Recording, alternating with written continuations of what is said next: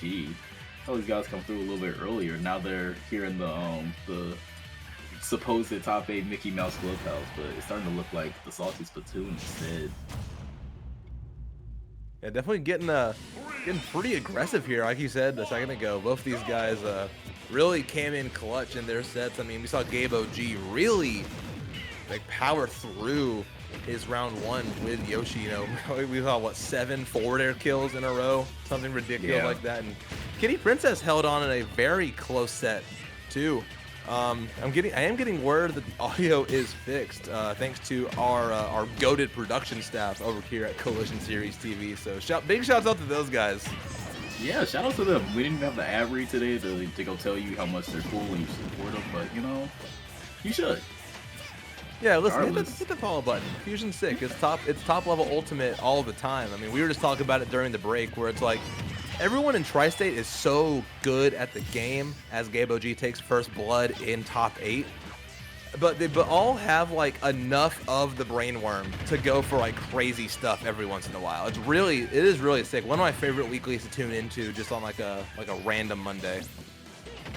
Yeah, and it's, you know, it's always high level Smash when you come up to when you're in the DMV area. So Kitty Princess, however, gonna easing up the game here. Only at 60%, but I guess that's a mountain at this point going against GabeOG's Yoshi. He crosses out a forward smash and gonna try and get this stock taken as fast as humanly possible. We've seen him in his Kiaza set and how quickly he can get those turned around. But Kitty Princess showing why he's here as well, showing that advantage state off. But the platform could save GabeOG's life. He's gonna see at least one more neutral interaction. But instead, he'll get sent to the ledge. Not dead quite yet. Yoshi, one of those characters that kind of is like a ledge bypasser, so you don't have the luxury of ledge trapping this character. You just have to like get ready for the aggressive option that GabeOG chooses to throw out. But Kitty Princess more than ready and able to take that stock and add a little bit of extra credit on too, using all of the damage. Now we were talking about it earlier when we saw GabeOG on. Yoshi has what I call disadvantage mitigators, like that double jump armor and that air mobility, to like where disadvantage feels you have to play it a little bit different. But at the end of the day, you're still in a rough situation, and Kitty Princess knows that he has the upper hand, so he's just going to continue applying the pressure. Not going to find the kill that down smash yet, but you only get one of those in that situation. So GabeOG has to come correct back on stage. Yeah, absolutely. So, whoa, Kitty Princess just letting it rip, trying to shoot out that down B to get this game over with. Back air, however, gonna send the correct direction, and in this game 1, that was wacky looking. But Kitty Princess on the board.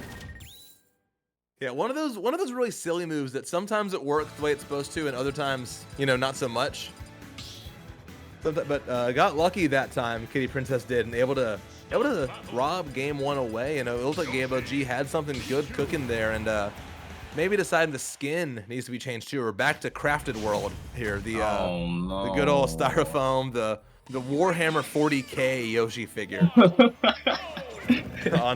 Coming to Smashville. I like this pick from GabeOG as well. Gonna make it feel a little bit more, kind of give some more open space on the sides. Maybe some good vertical combos on that platform. Feels like Kitty Princess was getting a lot of use on those side platforms last game.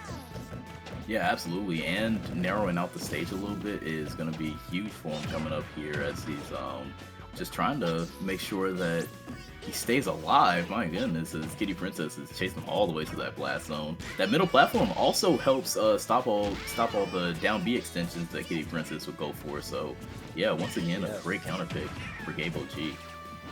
It definitely invalidates a lot of what Pichu can do. Not going to get the good hitbox on it either in one of the situations where the platform wouldn't have gotten in the way. GabeOG lucky, but anyway. Yeah, that's right. Lightning does strike twice sometimes, and you can't be lucky every time, so Kitty Princess is going to take that first stock. GabeOG going all the way out there trying to find that kill, not dissuaded at all by that kill. Just trying to find his way back into this game. Yeah, and Kitty Princess gonna get a little bit of a mix. That was nice to get himself back onto the stage. He'll get the grab and catches GabeOG on this platform, so he'll shoot for it all as he goes for that thunder.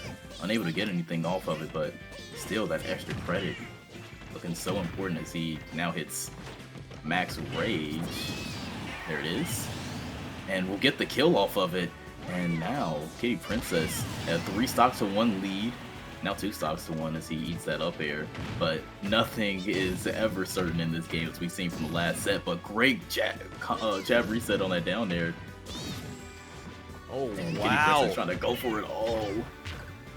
No, he's out for blood. He's ready to move on to winners finals. This guy, he's just been out for blood this whole bracket run so far. Looking to continue it here, but GabeOG starting to fight back here. Needs to find this stock fast. I mean, take advantage of, you know, Pichu being a lighter character, so kill percent comes really early, especially if you're Yoshi and you have a lot of really strong options. But like we've seen with Kitty Princess, always finds himself in a very advantageous position. Finds it with the back air once again, and it is a big 2-0 lead. Yeah, and takes that game 2 stocks 0. So Kitty Princess kind of cruising through this Yoshi. GabeOG has been able to threaten a little bit, but unable to just like get through that sheer aggression that Kitty Princess is just like dishing out at him. So it looks like we're gonna go over to Hollow Bastion. Welcome back, Oscar. You're not allowed on my lap anymore. Can't do that. Oscar has lost control deck permissions for the rest of this broadcast. Yep. He's under the watchful eye of me now because I'm not allowing any more of that nonsense. But we got a third color counter pick, mixing in with the... Actually, were they like for each stage that he's got some? Because this blue for the Hollow Bastion, it's kind of working. It's like you brought the fit to the right venue. Oh yeah, right. Color coordinating here, really trying to match here. I mean, listen, everything counts. You have to come in looking good, look good, feel good, right? Yeah, and if you feel good, you play good. Big shout out to Randy Bonds. Exactly right. Needs some big plays to make this reverse 3-0 happen. The way Kitty Princess has been playing has been dominant so far. Man, Kitty Princess was almost able to get himself a stock there. T-Rex arms is gonna put him in a bad situation that makes him eat the up smash. So now GabeOG in his one of the few leads that he's had this entire set here in game 3, and just that fast it goes away to just a mere 20% lead that GabeOG is trying to continue on. Goes for that up air, we'll get reversal, and we'll have to reset neutralist. GabeOG continuing to push his advantage state just a little bit, and gets the forward smash on the roll-in. So GabeOG continuing to keep this lead and trying to push it on to force a game 4. Yeah, definitely has found a lot of good openings this game. I mean, I think the stage counter pick here has certainly helped. I think that platform being a little bit closer, maybe making it feel a bit more cramped, kind of helps. Maybe Kitty Princess feels a little out of their element, but starting to fight back here. I mean, we see how vicious he can be. Not gonna get the kill quite yet. Yoshi heavy enough for that thunder not to kill at that spot, but now Kitty Princess is definitely at kill percent. Has to play a little careful. Kill percent against certain moves anyways, but that's kill percent for GabeOG, dropping shield the worst possible time. And all of a sudden, this is looking pretty doable for Kitty Princess. Yeah, we've seen him dig himself out of holes like this, and now that he's got almost max rage on him, the world's his oyster. As he'll eat the backside of that nair, he'll get sent away. But has full control of his ledge, so we'll have to see what the mix is. GabeOG rolls on for the up smash, trying to end this game immediately. He won't get it, but back air will take it. So GabeOG getting himself onto the board, forcing that game 4. That's good. That's what you need to see. I mean, holding on. Definitely looked like Kitty Princess had a route to kind of steal that away, but GabeOG didn't falter, held on to advantage, found a few more of those good openings, didn't force anything bad. I mean, even went for the safe option there, just kind of fall through, facing that back air. That way, even if it doesn't connect, then he's safe from dying. But obviously, it did connect, and we forced ourselves into a game 4. And Kitty Princess is gonna take us back to Smashville. Yeah, so honestly, an interesting pick by Kitty Princess. I thought the hollow pick would be a little bit better for him since it's got that, it's a little bit wider, but maybe that close quarter combat is really where he's been shining. And GabeOG starting to get the fairs going. You'd hate to see that if you're Kitty Princess. You do hate to see that. I mean, if your Kitty Princess saw any of that first step from GabeOG earlier, then we all know how dangerous that move is from Yoshi. But Kitty Princess sees GabeOG's fair, raises a bear in return, and raises a forward smash as well out of nowhere. Kitty Princess taking the lead back. Yeah, so Kitty Princess only at 94%, looking to get some extra credit, as GabeOG is still kind of having a hard time winning on the ground. He gets the fair anyway. That didn't even look like he aimed it at him. And gets the up air to confirm it. Great reaction by GabeOG to get that stock gone. That was a wacky looking hitbox.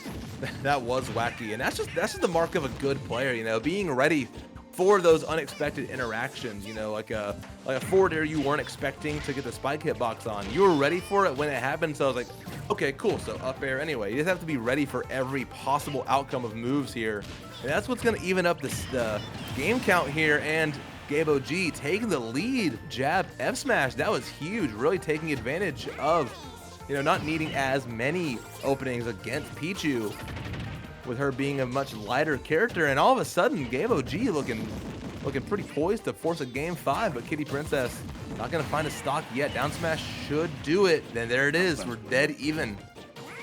Dead even here on Smashville. GabeOG looking to continue on as he gets the fair, and now another dare. He has Kitty Princess in a rough spot, already at 65, and goes for the F smash to get it all. Another game 5 forced by GabeOG, and looking to try and get himself a reverse 3-0 on top of it.